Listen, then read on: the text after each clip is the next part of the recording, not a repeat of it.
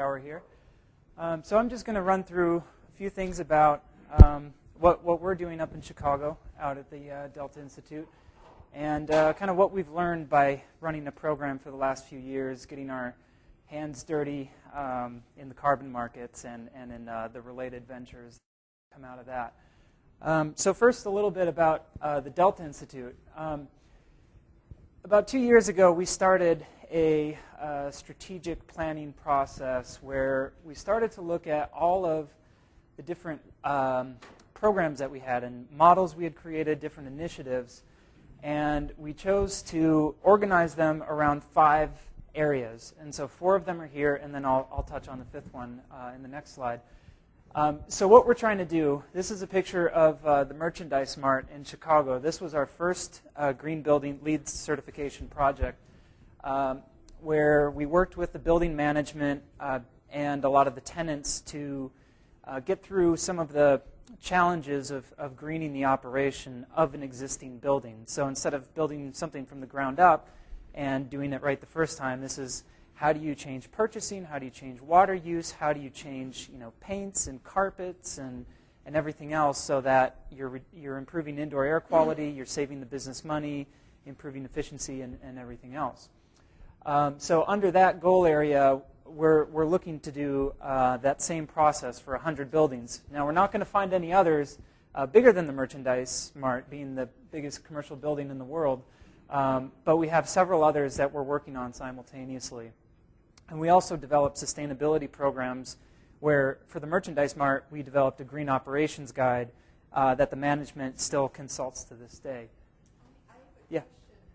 Why don't you help us understand how you were successful in convincing them that this is a good approach? The Merchandise Mart in particular came out of a partnership that we helped create, and now a different group runs, called Clean Air Counts, where we were really focusing on reducing VOCs from paints and other smog-forming chemicals, so that we could improve indoor air quality and work with hospitals and building owners and schools and whatnot. So we started having some meetings with the Merchandise Mart operations staff, and actually the head of that at the time, and I think he's still kind of the figurehead, is Christopher Kennedy, because the Kennedys made their money off this building, basically. They built it right in the middle of the Depression and wanted to make it a huge retail center. So it's a very diversified operation, and so they knew that they had to find some way to green their operation, and so we kind of came alongside what they were doing in Clean Air Counts with us, and then it just kept snowballing into a project that has lasted 3 or 4 years now, and there have been several phases of the work to get deeper and deeper into their kind of commitment to sustainability. And they've found, too, that as they gave us a little seed money to look into their energy systems and water use and whatnot, that they were already seeing a lot of savings. And so that began to pay for future work to happen. And that's kind of the model we'd like to establish for buildings all over the Great Lakes region where we focus.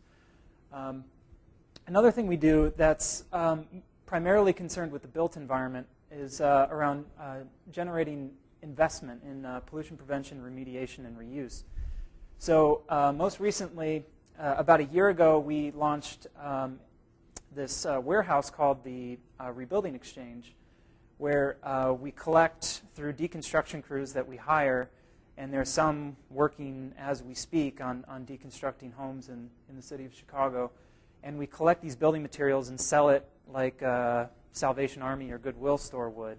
But it's lumber, it's vanities, it's glass, it's all perfectly good things that otherwise would have gone to the landfill. And that adds up to about, at least in Chicago, it's about 1/3 of our waste stream is just solid waste from building materials.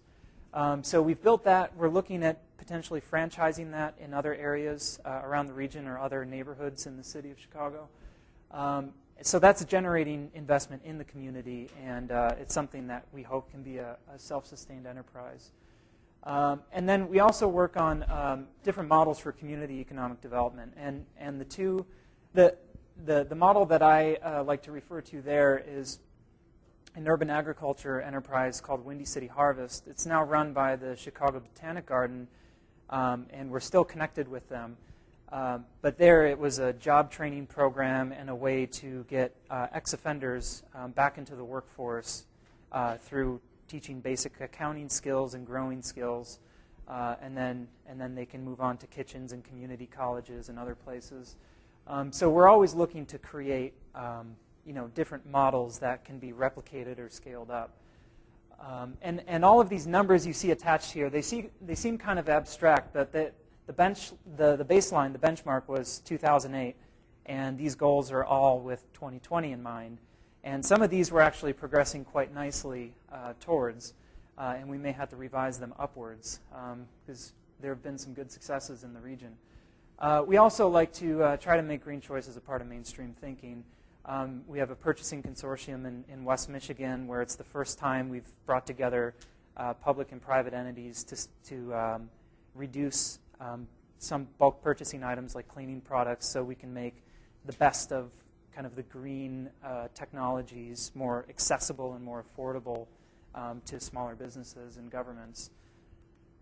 So the area that I spend the most time on is around our carbon program. And our goal there is to reduce emissions by 12 million tons. So that's from 2008 looking forward to 2020. And right now, we're definitely on track for that because I'll get to the market conditions later, but in a healthier market, we'd be able to register and transact about 1 million tons a year. So we're starting to hit a pretty decent scale. So there are a couple ways that we organize ourselves around this program area through the carbon aggregation program, which I'll get into in a second. Also the Chicago Offset Fund, which is an emerging system where we're looking at developing new protocol that are tailored to urban areas and very, very small project sizes, but they may have applicability to all over the place.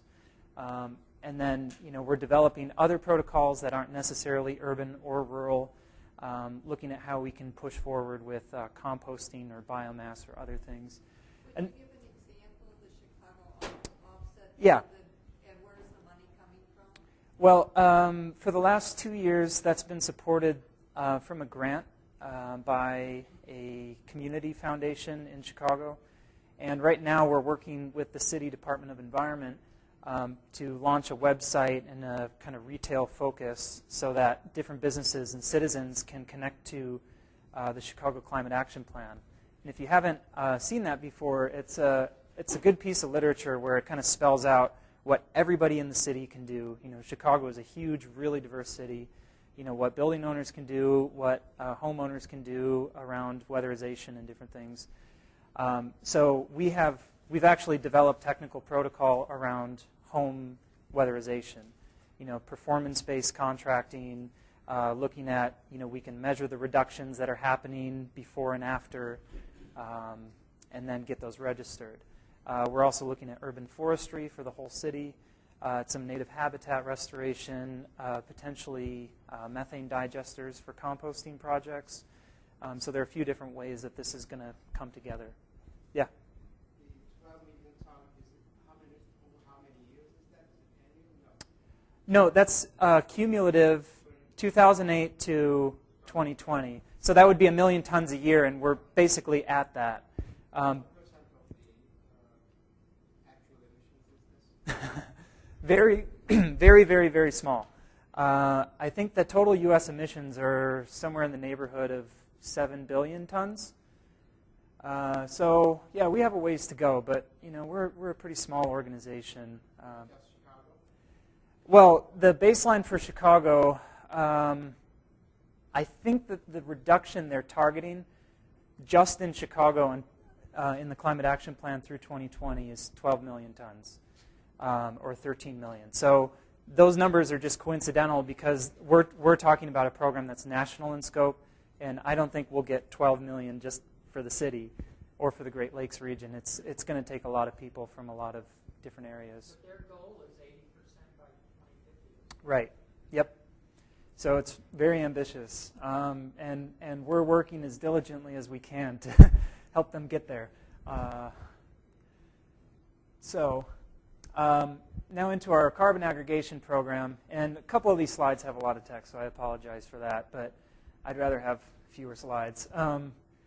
So we started this in 2005. 2 weeks ago, some of you may have been around for Dick Breckenridge's presentation. He was representing the Illinois EPA.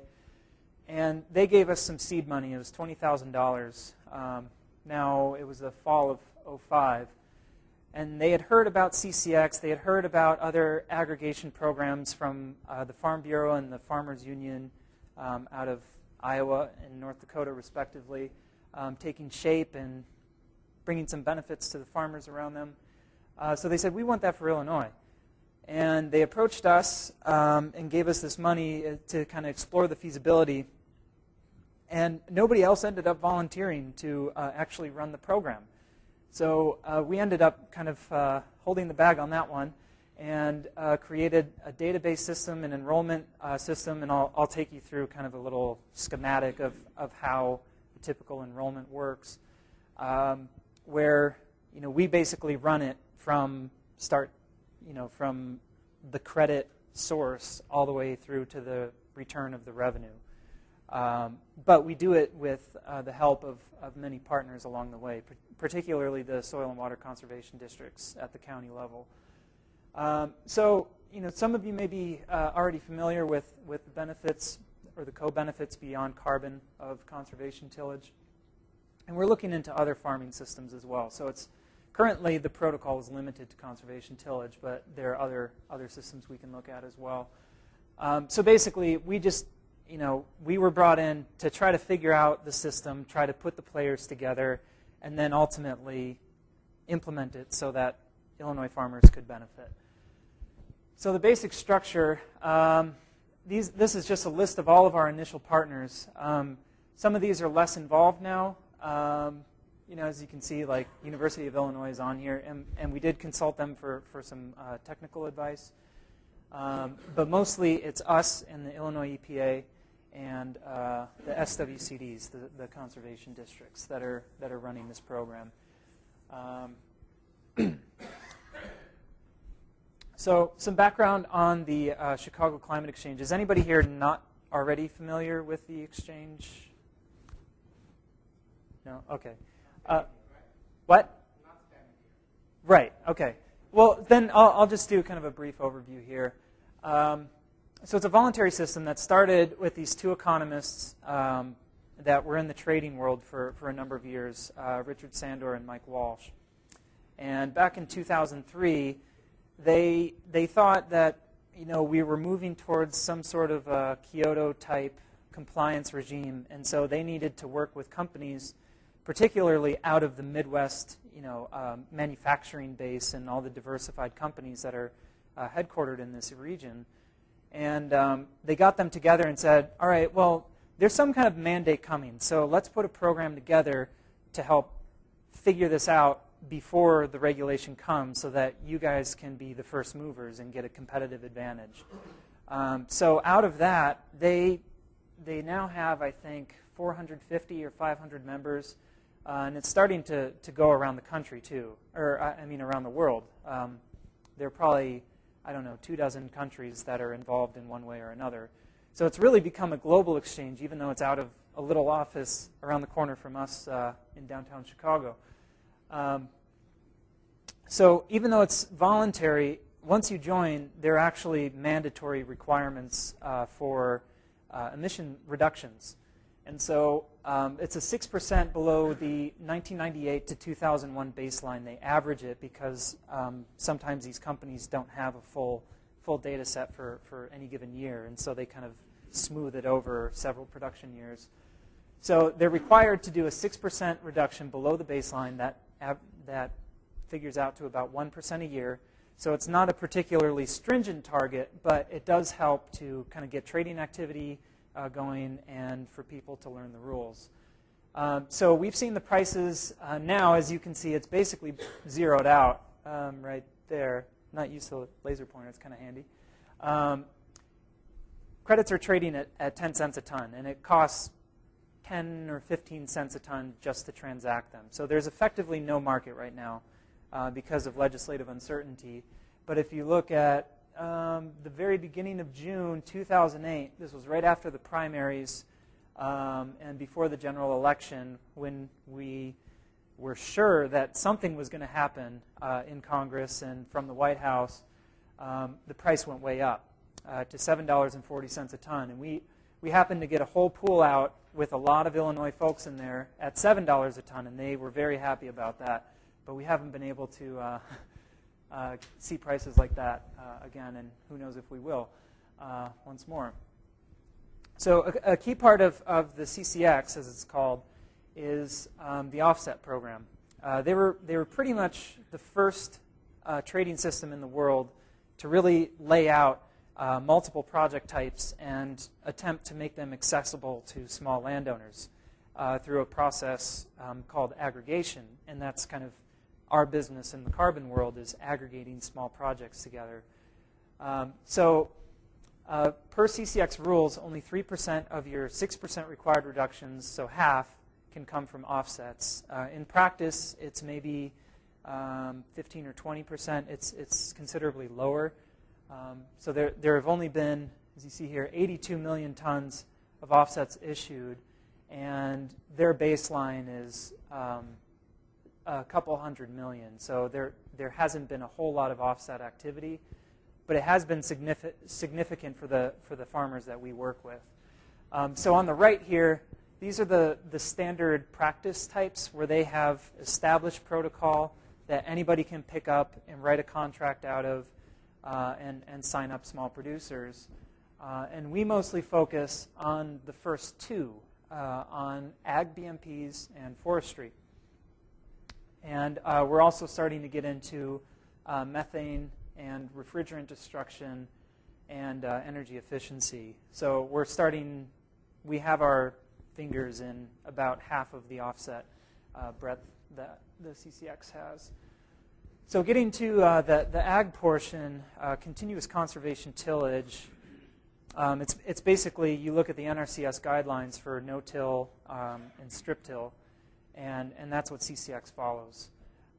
So the base requirement is that you have a 5-year contract with us, the aggregator, or any other aggregator. And on the forestry side, there's a letter of intent that goes out about 15 years. So it's very difficult for people who cash rent to commit to any longer than that.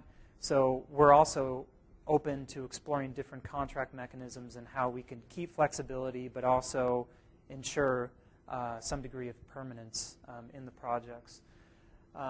So the general rule from NRCS that CCX uses is that you have to have at least 2/3 of the soil surface undisturbed and at least 2/3 of the residue left on the field.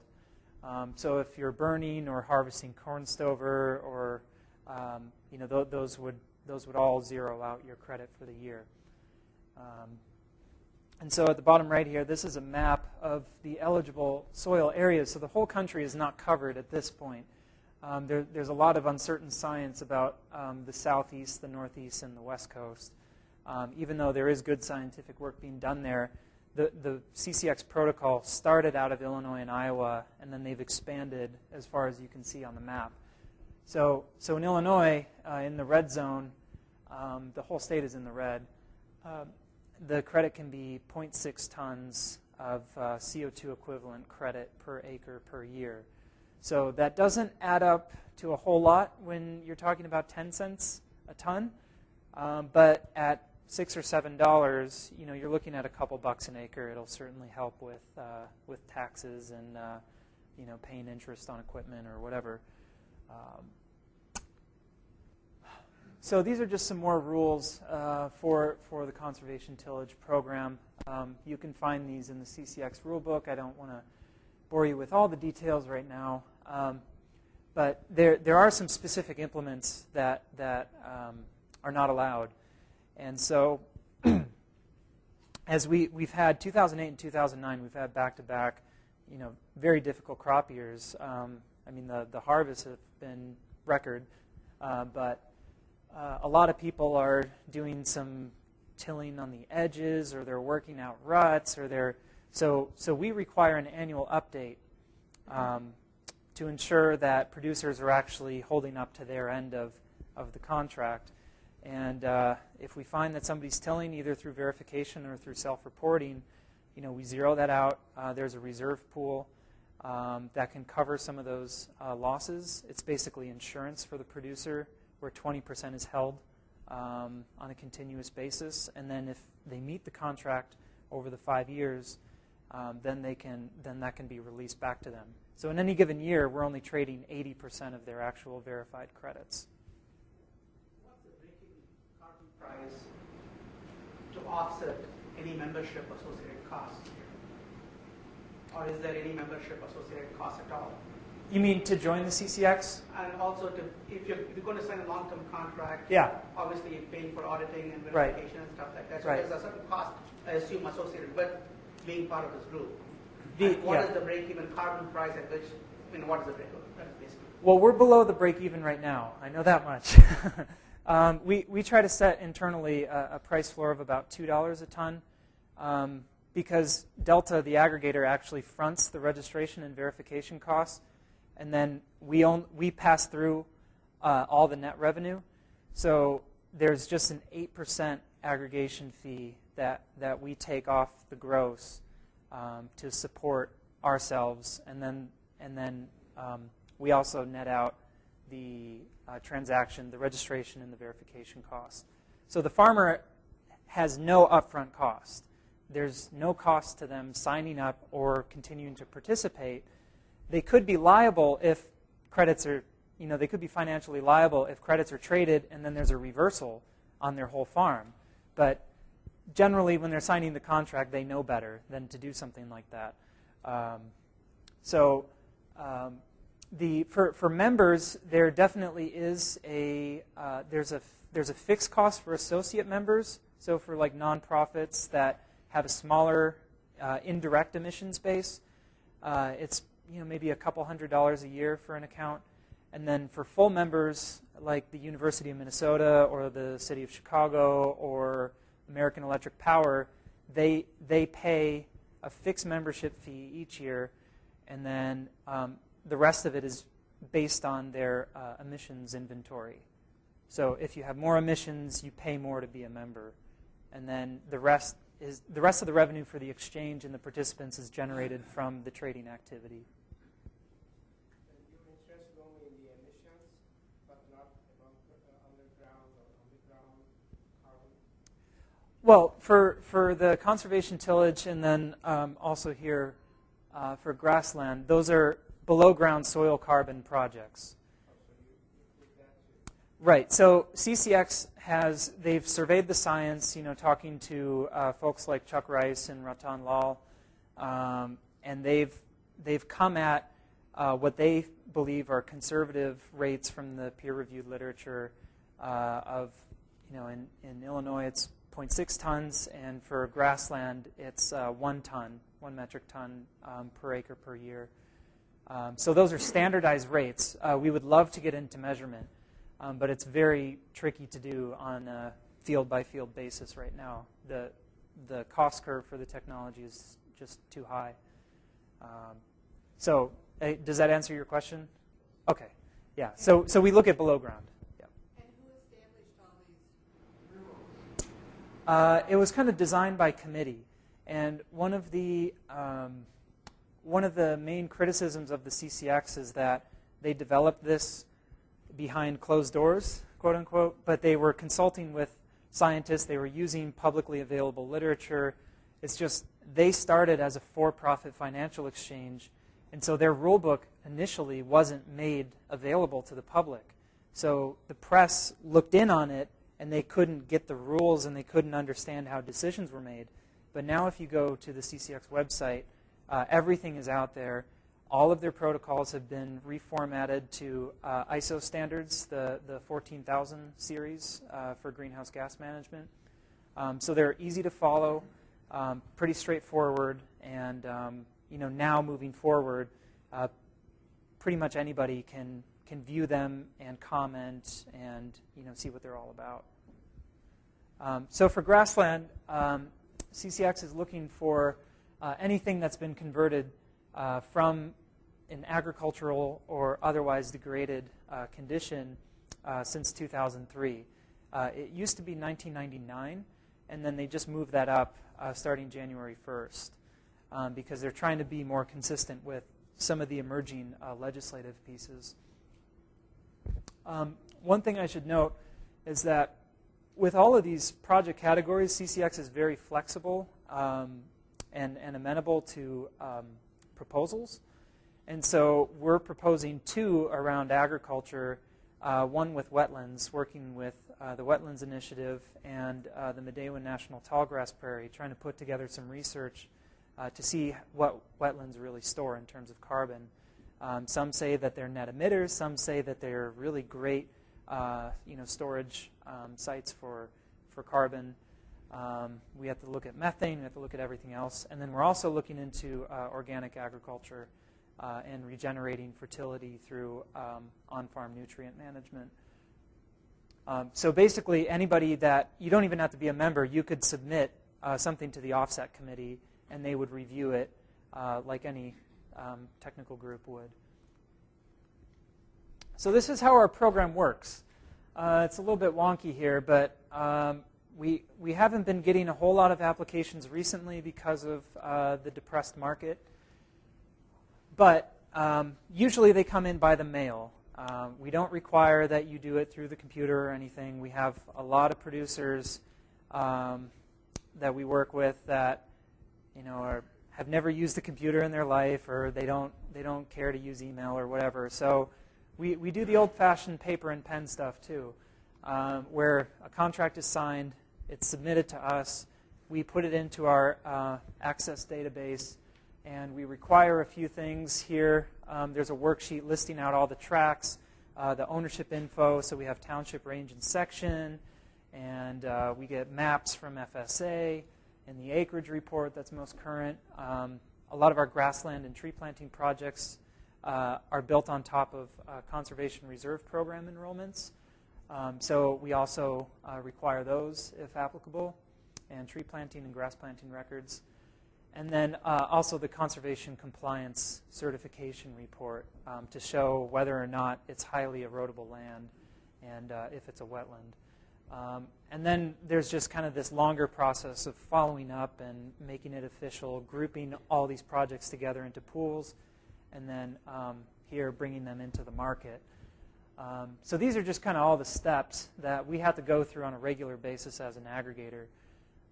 We have 15 pools now that we manage independently, but once they've traded once, then we can update all of them together. So we send out these annual updates that we're doing this week to get everybody kind of caught up on where the program has been and look for potential issues of noncompliance if people are tilling or if land has changed hands, and then we make those adjustments as necessary. Yeah? How is pooling done? Based on what criteria? On project type, so we group soil projects together, and then we group forestry or tree planting projects together, and then we group sustainably managed forest projects together. So they all have a different verification protocol that we have to follow, and we use different verifiers for them at different times. You need to have a certain minimum number of members or something. So it's like a contract has 100 shares. Right.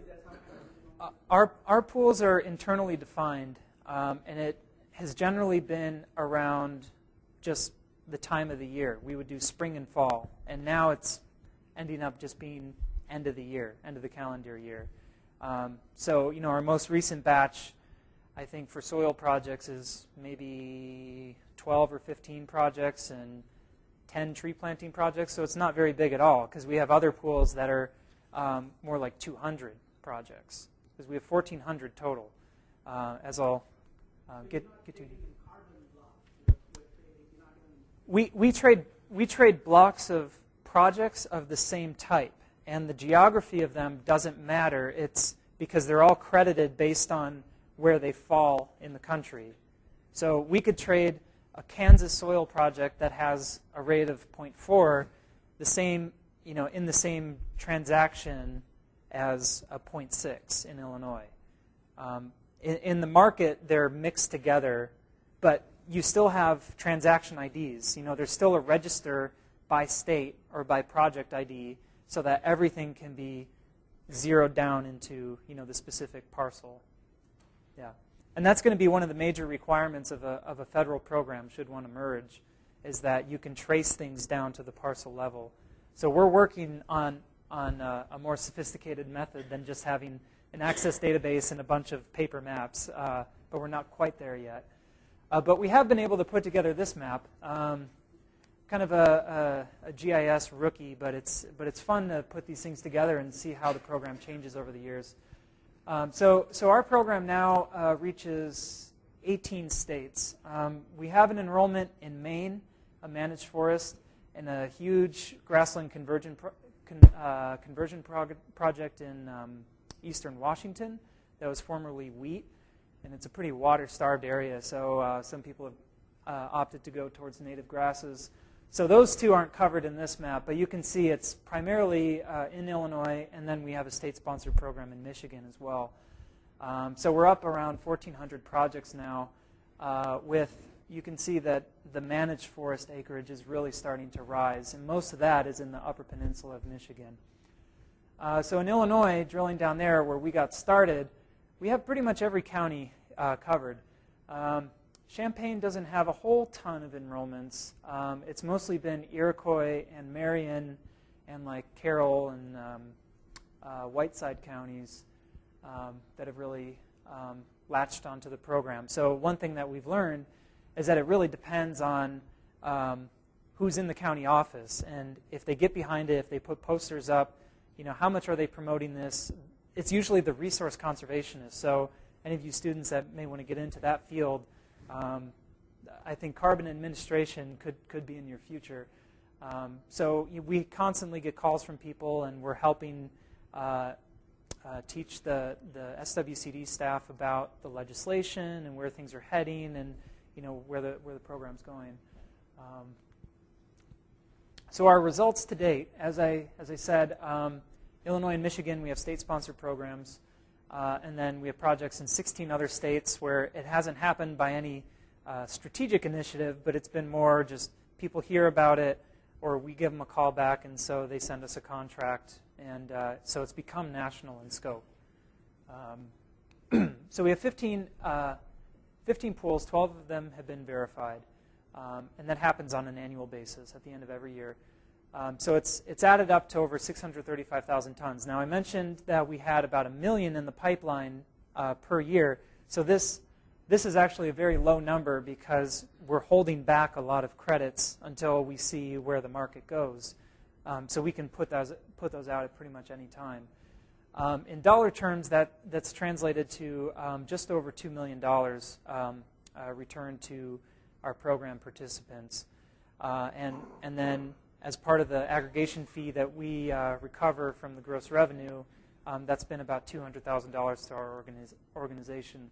So even though we're a nonprofit, we use this program as a way to try to support our work and our mission through related activities that generate revenue. And with that money and with grant money, which is kind of where we're focused now with the stalled market, we've been developing a lot of protocol. So for CCX, we actually put together the rules for sustainably managed forests, and that has since gone national. And then we've also taken energy efficiency protocol and adapted it to appliance recycling and home weatherization. And then also we've applied their refrigerant destruction, or their ozone depleting substance destruction protocol to refrigerants that are recovered or recycled from homes, retired, properly disposed of through dismantling and recycling and shredding the iron or the different metal components. And then we take the old CFCs, these are old fridges we're talking about, and then they're destroyed in a vacuum in a controlled environment, and there's a very, very high greenhouse gas reduction that comes off of that. So that was another thing that we kind of pioneered, but we only have one project to date because of the market. There are other protocols that are established that we're not quite into yet, Ag methane collection and combustion under CCX was something that ICCI, the Illinois Conservation and Climate Initiative, that we initially were looking at, but we didn't really, just for one reason or another, it's really difficult to put a digester together. I think, and correct me if I'm wrong, I think there are only about 6 in Illinois, just a small handful. But the prices off the market, off-screen, privately negotiated transactions have been higher for methane projects than for soil and forestry, because they're seen as something where we're sure about the quantification because they're metered reductions. It's methane. They're very valuable. They can generate power, so they have all kinds of co-benefits. So a lot of investors are still interested in those credits, but they're very scarce. It's hard to put those projects together. That is not covered by this protocol, but there's another one that I'll get to from the Climate Action Reserve that does cover that. So CCX also recently adopted renewable energy systems and small-scale biogas protocols. To my knowledge, these have not been, again, because of the market, these have not been used. As you can see here, the rate in Illinois, 0.7 metric tons of CO2 per megawatt hour, is really not going to get a lot of interest, especially if you have to surrender the renewable energy credits or renewable energy certificates, which are probably going to be worth more. So all that to say, the carbon market is certainly interested in small-scale renewable projects, but it's going to take a much stronger price signal for projects to be generated. And CCX hasn't done a whole ton on biogas, but I threw that up there because it could be of interest for household. There could be a pelletizer or different things, home furnaces that are maybe using all renewable biomass that we could apply the protocol to that. And then the Climate Action Reserve, this has kind of emerged as the prime standard for projects transitioning into a federal market. It came out of the California Climate Action Registry. And the prices there are more like $6 to $8 a ton, even still. But it's harder to get a project in there because they have to have started basically within 6 months of, you have to submit it within 6 months of starting the project. So it would only apply to a digester that was just put online. So there are very, very few of those happening. And so it's not seen as a market that can apply to a lot of early action cases. Yeah. You mentioned Climate Action Resource. You mentioned CCX. So these are all competing exchanges on which carbon credits? The CAR is not actually an exchange. CCX is unique because you can register a project there, and then you can also exchange it there. It's a trading platform as well as a rulemaking entity. But when we move into a federal system, EPA and USDA are going to be calling the shots, and then CCX will end up running the exchange, and then CAR will just be left as a nonprofit that has protocol experience, because they don't have an actual trading platform where buyers and sellers can meet and have price discovery. What is the $6? Where do you get $6? That's coming from brokered transactions, where you say that you have a project listed with the reserve, and then it gets verified, and then generally, once that's announced publicly, because everything in CAR is listed publicly, unlike CCX, every single project is disclosed, all the reports, all the graphs, and everything. Then people will start calling you, and they'll say, "Okay, we're gonna offer this, we're gonna offer that." And you just have to pick and choose through those. So you don't have as much control as a seller of credits. You can't just list them out there and then somebody will snatch them up anonymously. You have to broker each and every transaction. So there's a higher transaction cost to this, for sure, but it's also worth a lot more. So there's some trade-offs there. CAR was the first to get into organic waste digestion.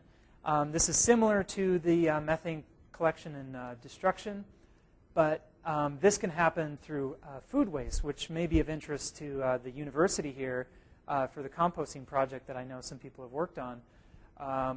And it also implies, as you asked, agro-industrial wastewater. So wastewater treatment plants are eligible for this protocol.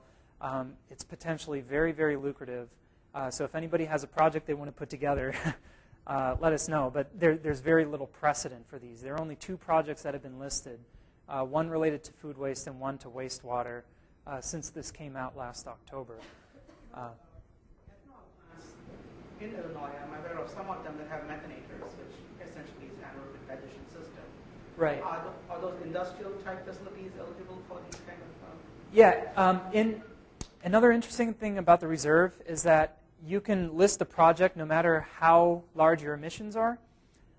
But in the CCX, if you're above 10,000 tons, which I think is where the EPA may end up. I think they said 25,000 tons for regulation, but legislation it might be a little bit lower. So if you have over 10,000 tons of emissions, which I think the university would probably surpass with their own power plant, then you have to become a full member. And so offset projects don't apply. You can use these methods to quantify reductions and apply that towards your baseline as a reduction, but you can't go through offset aggregators and project developers. But in the reserve, you can. Any size plant can. But they always look at your net emissions, and so you have to account for the other parts of your operation, and this has to be a genuine reduction. So ethanol plants may not qualify. I don't know. Yeah? Just reading this, it talks about only livestock manure and other municipal solid waste and stuff are credited? Are those the only things you can earn credit? So like you have food waste or something? No. Well, the food waste would fall under on-site or off-site destruction. So you can have, like, I've been up at Growing Power in Milwaukee, and they have a food waste digester there. There's a ton of duct tape around it. It's kind of crude, but it's very cool. And so what they do there is before they feed their worms, they just throw in all kinds of food scraps, and they generate a ton of methane from that. So that would be totally eligible. It's just the co-digestion is if you're also using it on a livestock operation, and then you'd have to refer back to this protocol as well. So that'd be more complex. Yeah? So I heard this, but I'm not sure if it's true or not. If you replace corn as feed with DDGs, which is a byproduct of ethanol production, methane emission can be reduced to almost zero. Maybe not zero, but very little. Are you accounting for those things? Are livestock producers eligible for that kind of reductions? In the reserve, if you look into the protocols, and they're all available if you go to climateactionreserve.org, they have schematics, I didn't want to throw them up on the slides here, of project boundaries. And so those are very important to defining a project, so that it'll have little boxes for each component of a certain operation that would be included or considered outside of the boundary. Because they may, kind of like life cycle assessment, they may assume that some things are going to be equal no matter what, and so they're outside of the project emissions boundary. But on that specific question, I don't know. You just have to look into the protocol. That doesn't require any investment at all. Just changing your feed source. Yeah, well, that's feed. Well, if you're talking about dietary modification, that may be a future project type for offset programs. So there are a lot of different things at play, but it's usually just digging into the detail of the protocol and see what they say about a certain point. So here's another slide with a lot of text that I apologize for, but I'll just go over this quickly. At this point, we don't know what's going to happen to the Chicago Climate Exchange past this year. Their board has approved a third phase. Their second phase started in 2006 and runs through the end of this year. And we're expecting a 2-year extension, at which point we would extend our contracts with our landowners. So in the meantime, we don't have contracts that we have people sign because we don't know what the terms are. And there are other programs. I mentioned the Climate Action Reserve, but they are looking into crops and other ag practices, potentially compost. They should be publishing a protocol this summer, and they may get into biochar as well. The Voluntary Carbon Standard, or VCS, is another one that's out there. I don't think it's particularly useful for small landowners or smaller projects, for that matter, because it's a very high transaction cost. And then we have the USDA. They have an Office of Ecosystem Service and Markets, where they're trying to coordinate a lot of these efforts, particularly within NRCS and some guidelines they have and monitoring technologies, some of their models for quantifying emission reductions or looking at carbon stored below ground. And just in the budget released, I think it was on Monday, just a couple days ago, they're now specifically asking for $2 million to support these efforts, which is an exciting development because this office has been around for 2 years and has basically produced nothing that the public has seen. So now it looks like they're going to move into something where they can start pushing methodologies and different protocols around a whole suite of ecosystem services. Then on the legislation side, I don't know how policy-oriented you all are, but we had a House bill that most of you probably know about that passed last June, and it had a huge offset program in it. Pretty much something for everybody was in that bill. It ended up being about 1,200 pages. So a lot of people saw that as a starting point for the Senate debate. But now the Senate is moving on their own package that may take a totally different form. But at any rate, the Environment and Public Works Committee passed a bill that was very similar to Waxman-Markey back in early November. And it basically deferred to the president on a whole lot of implementation things, including ag offset programs. I was just in touch with Senator Stabenow of Michigan's Legislative Council this morning. And he assured me that this bill, 2729, will be the pieces of this that are listed out here, just kind of for your reference. These are going to kind of be the standard for any offset program, if we have one, as part of a comprehensive cap and trade or greenhouse gas reduction bill. So they're working on creating a parallel program to offsets that I find really interesting, and he said it even could stand up on its own, where they may fund some of the experimental research methods and other tools to measure carbon and to measure methane reductions and nitrous oxide reductions and different things on the farm through the carbon conservation program. So I'm kind of putting that on the same level as CRP, EQIP, and the conservation stewardship program, where projects would be scored based on their environmental quality and then get into a government contract. And then there's also just general funding for demonstration programs. So a lot of things that the university is doing here and through the extension offices and field trials, those could also see some degree of funding. So I don't need to spend too much time on this, but you've probably seen all of these different concerns about offsets. And the bottom line is that we're working in a market that's not perfect. The CCX is not perfect, but we feel at Delta that it's better to be a player in it and be at the table than to write white papers and different things critiquing something and not working on trying to shape it into a functional and high-quality market. So we've been learning as we've been going on. It's been very, very informative for us. But there still are all these concerns that we have to weigh. Offsets have a lot of benefits, too. I touched on some of the co-benefits.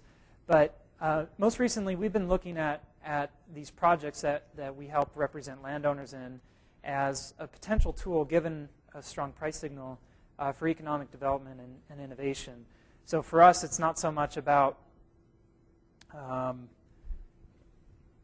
don't know.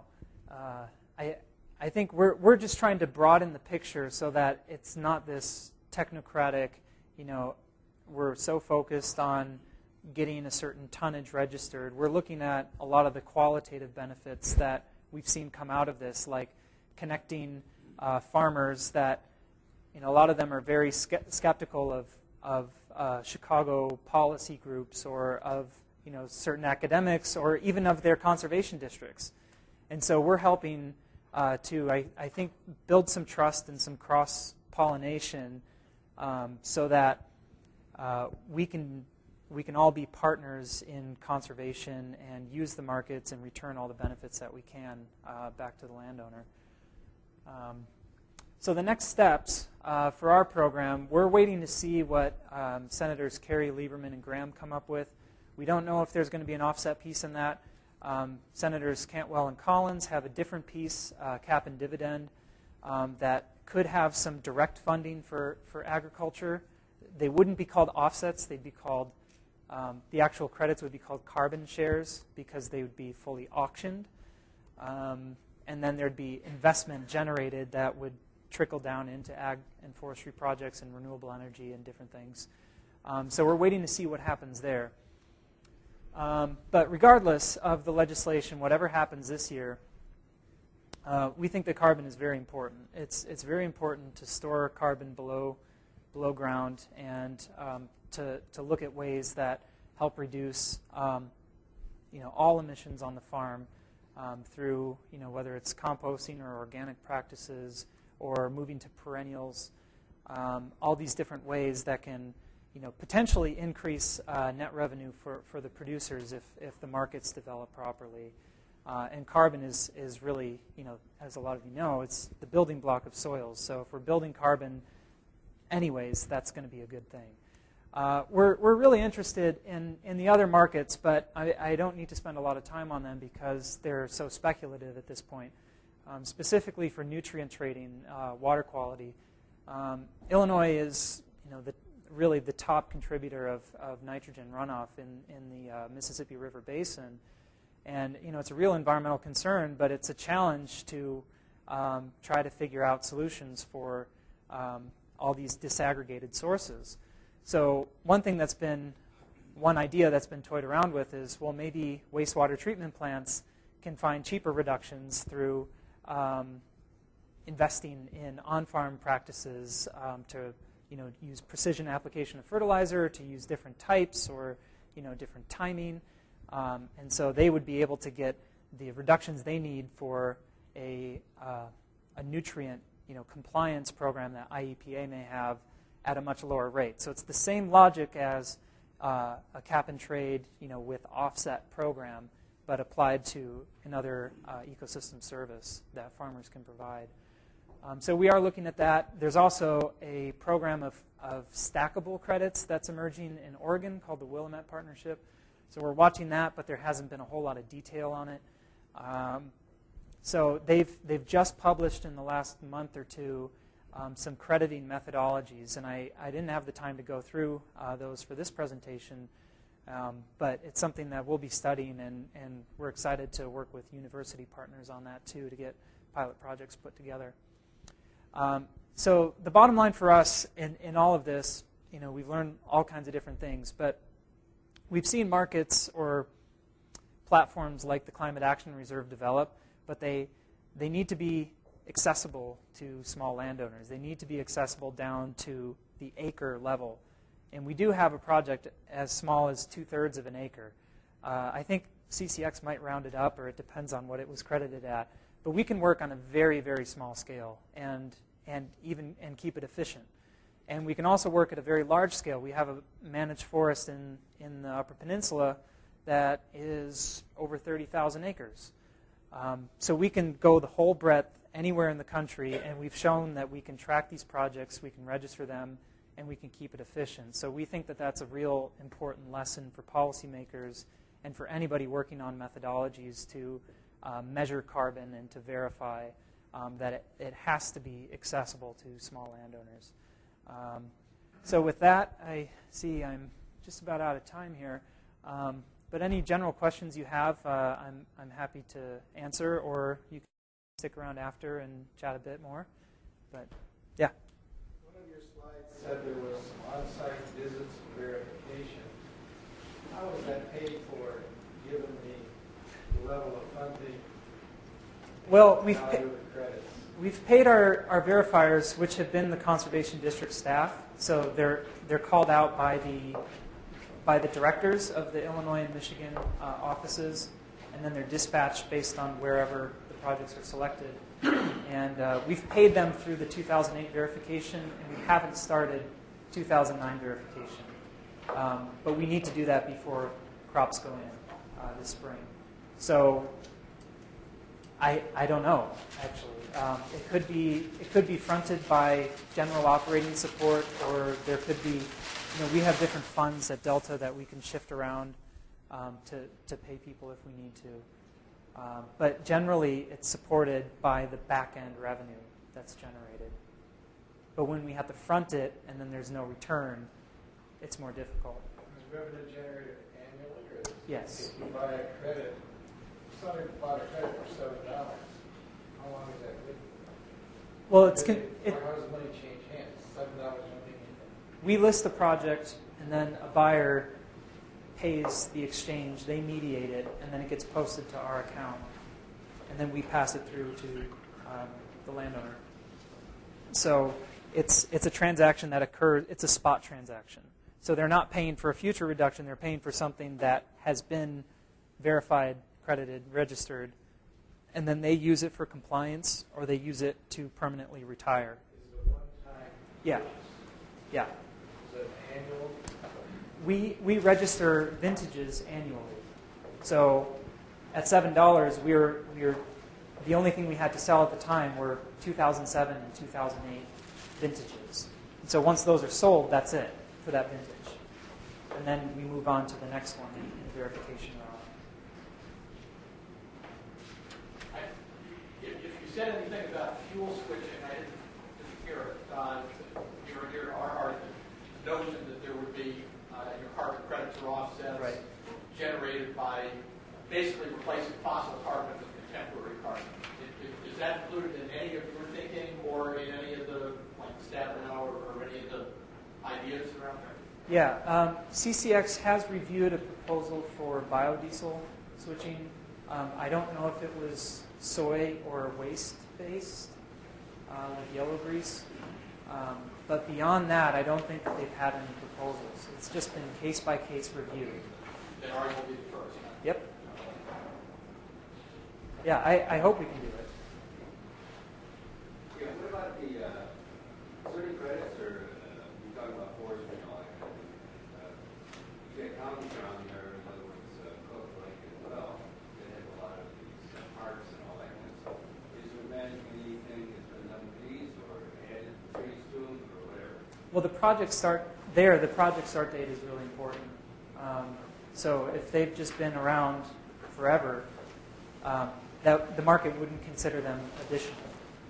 But if you're enhancing the sequestration on them through new plantings or whatever, then you'd have to do an inventory of all the trees and then look at the net growth. So we could do it. Oh yeah. And we're looking into that with the Park District, but they need to be able to put down the time and the resources to measure it, because they don't know what they have until they're able to measure it. And we can't register anything without that data.